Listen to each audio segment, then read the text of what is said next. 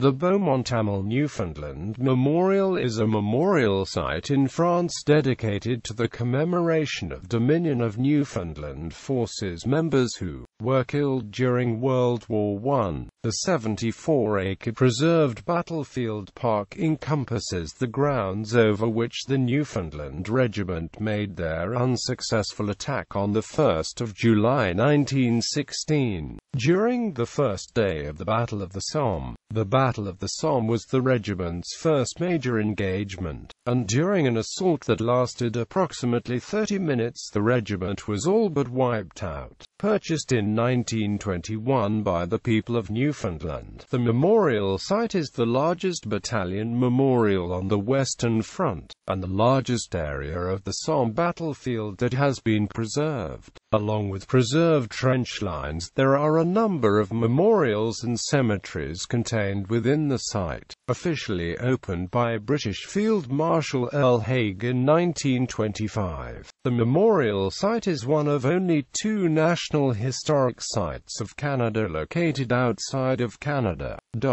The memorial site and experience of the Newfoundland Regiment at Beaumont-Hamel has come to represent the Newfoundland First World War experience. As a result, it has become a Newfoundland symbol of sacrifice and a source of identity. Background: during the First World War, Newfoundland was a largely rural dominion of the British Empire with a population of 240,000, and not yet part of Canada. The outbreak of the First World War in 1914 led the government of Newfoundland to recruit a force for service with the British Army, even though the island had not possessed any formal military organization since 1870. Enough men soon volunteered that an entire battalion was formed, and later maintained throughout the war. The regiment trained at various locations in the United Kingdom and increased from an initial contingent of 500 men to full battalion strength of 1,000 men, before being deployed. After a period of acclimatization in Egypt, the regiment was deployed at Suvla Bay on the Gallipoli Peninsula with the 29th British Division in support of the Gallipoli Campaign. With the close of the Gallipoli Campaign, the regiment spent a short period recuperating before being transferred to the Western Front in March 1916. Battle of the Somme in France. The regiment regained battalion strength in preparation for the Battle of the Somme. The regiment, still with the 29th British Division, went into the line in April 1916 at Beaumont-Hamel. Beaumont-Hamel was situated near the northern end of the 45-kilometre front, being assaulted by the joint French and British force. The attack, originally scheduled for the 29th of June 1916, was postponed by 2 days to July 1,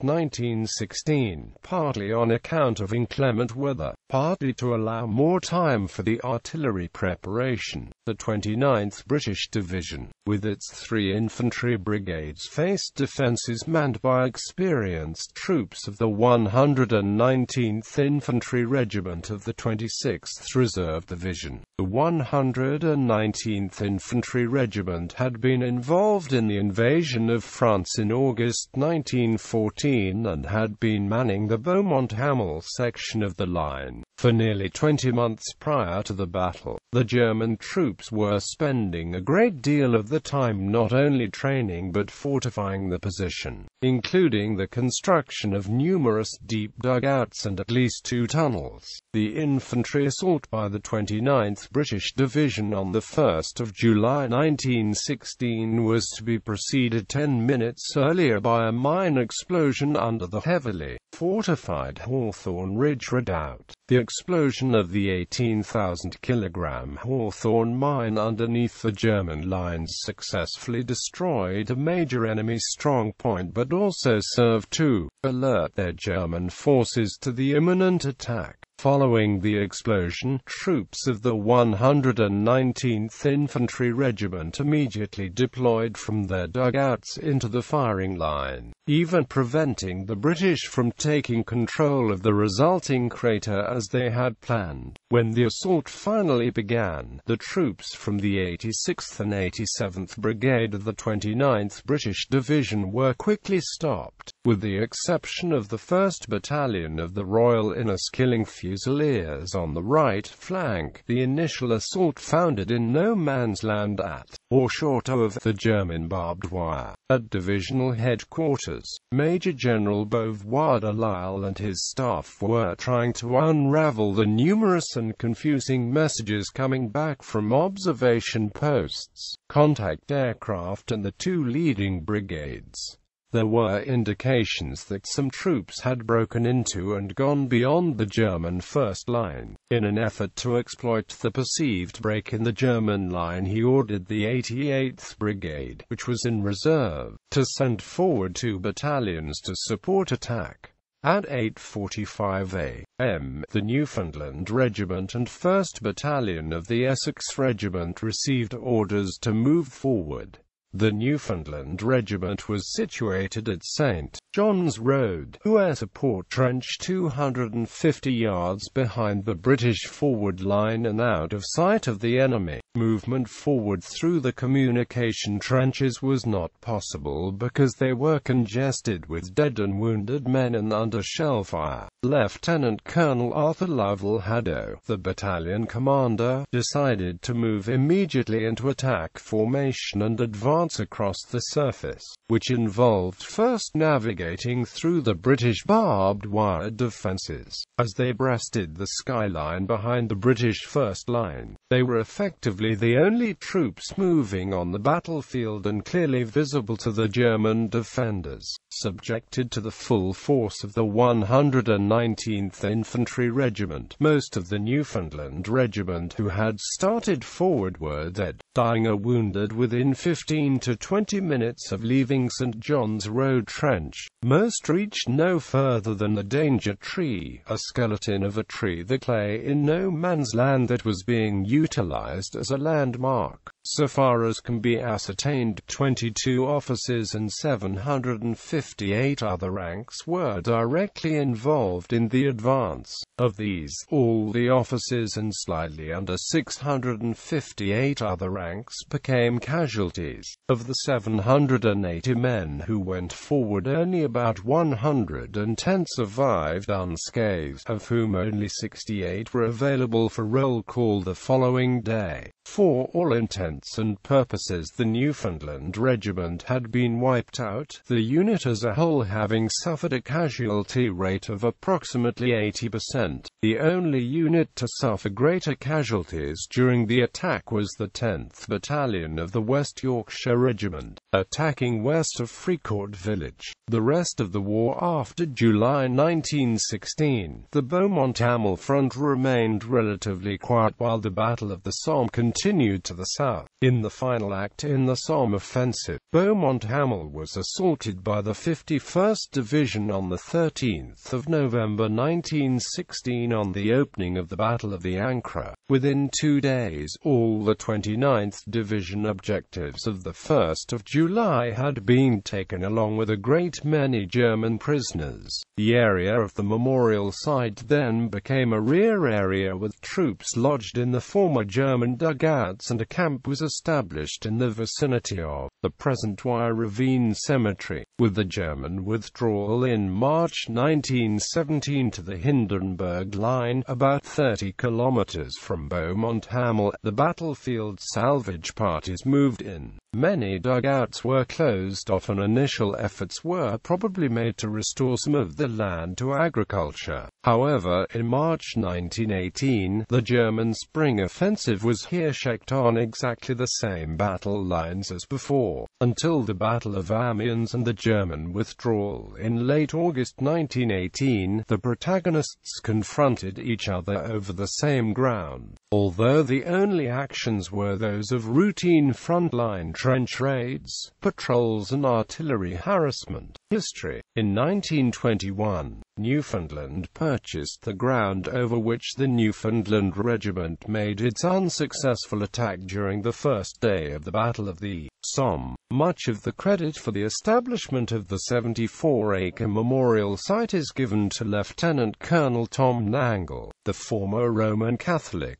priest of the regiment. As Director of Graves Registration and Inquiry and Newfoundland's representative on the Imperial War Graves Commission, he negotiated with some 250 French landowners for the purchase of the site. He also played a leading role in selecting and developing the sites where the Newfoundland memorials currently stand, as well as supervising the construction of each memorial. The memorials, including that at the Beaumont-Hamel Newfoundland Memorial site, were constructed for the Government of Newfoundland between 1924 and 1925. The Beaumont-Hamel Newfoundland Memorial site was officially opened, and the memorial unveiled, by Field Marshal R.H.K. on the 7th of June 1925. Since Newfoundland's confederation with Canada in 1949, the Canadian government, through the Department of Veterans Affairs,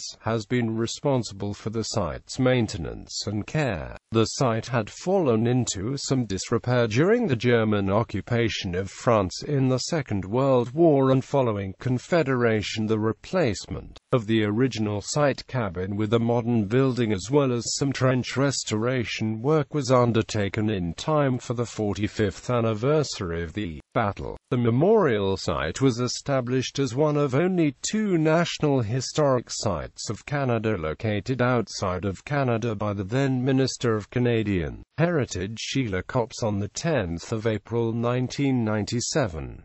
The site, the Beaumont-Hamel Newfoundland Memorial Site, is situated 9 kilometers north of Albert, France, near the village of Beaumont-Hamel, in an area containing numerous cemeteries and memorials related to the Battle of the Somme. The site is one of the few places on the former Western Front where a visit can see the trench lines of the First World War and the related terrain in a preserved natural state. It is the largest site dedicated to the memory of the Newfoundland Regiment, the largest battalion memorial on the Western Front, and the largest area of the Somme battlefield that has been preserved. Although the site was founded to honor the memory of the Newfoundland Regiment, it also contains a number of memorials as well as 4 cemeteries maintained by the Commonwealth War Graves Commission, that of Wye Ravine Cemetery, Hawthorne Ridge Cemeteries No.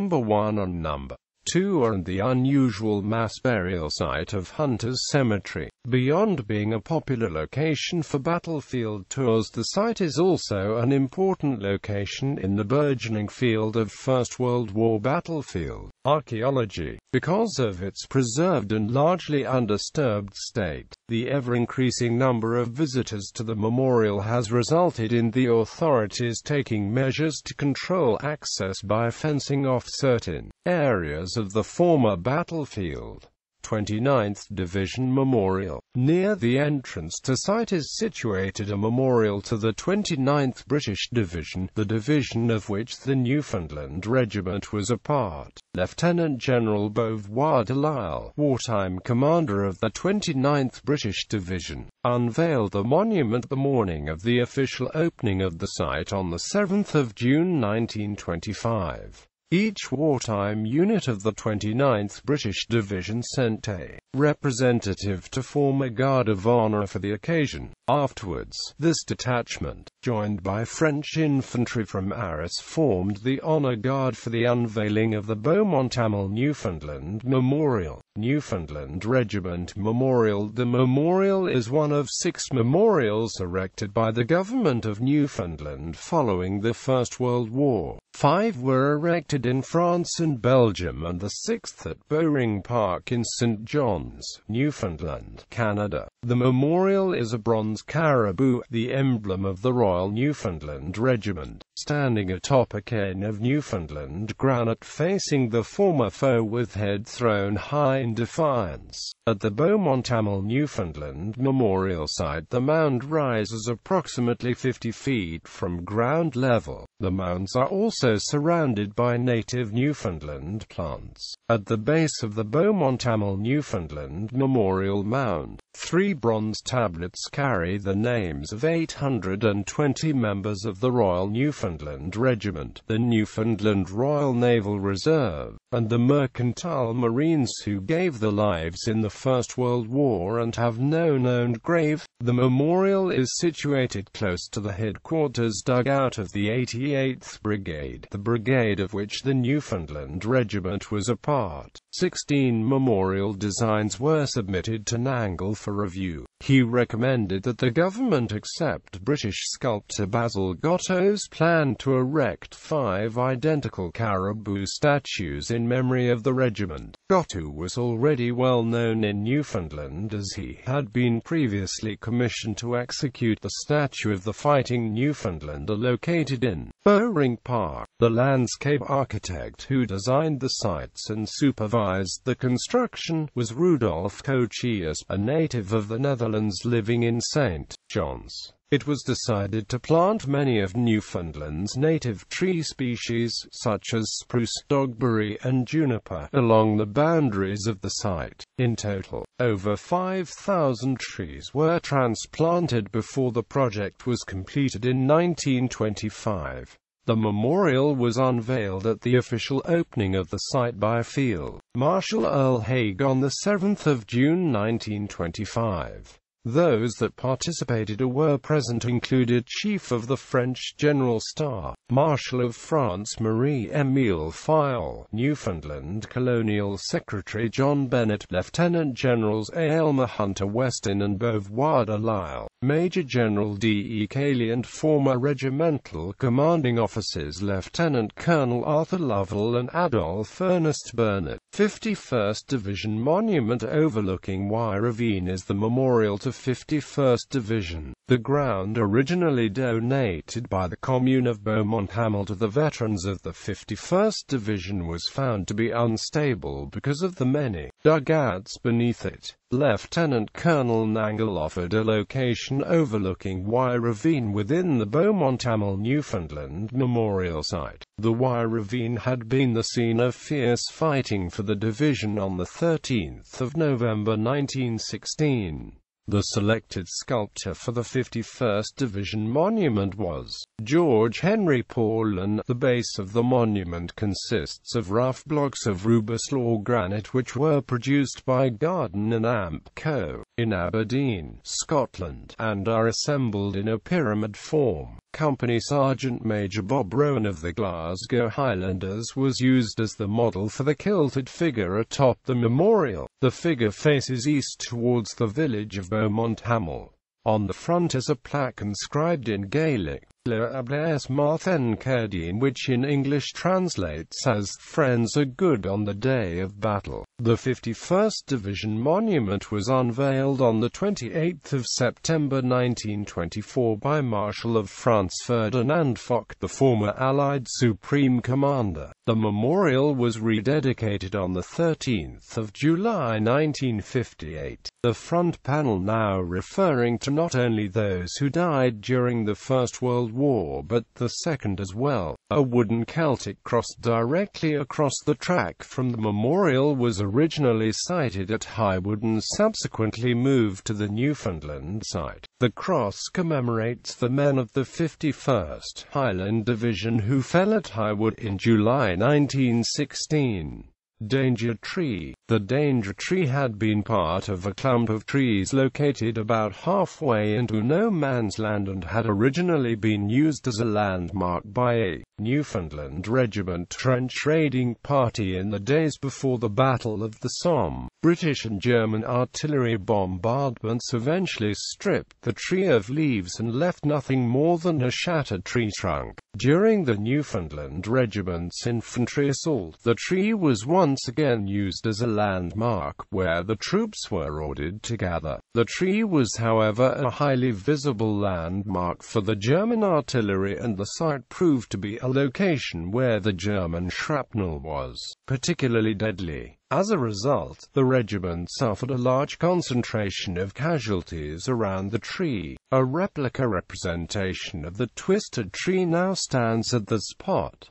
Visitors Center. There is a visitors center which exhibits the historical and social circumstances of Newfoundland at the beginning of the 20th century and traces the history of the Royal Newfoundland Regiment and some of its personalities. A memorial room within the center houses a copy of the Newfoundland Book of Remembrance, along with a bronze plaque listing the battle honors won by the Royal Newfoundland Regiment. The center also incorporates the administrative offices and site archive.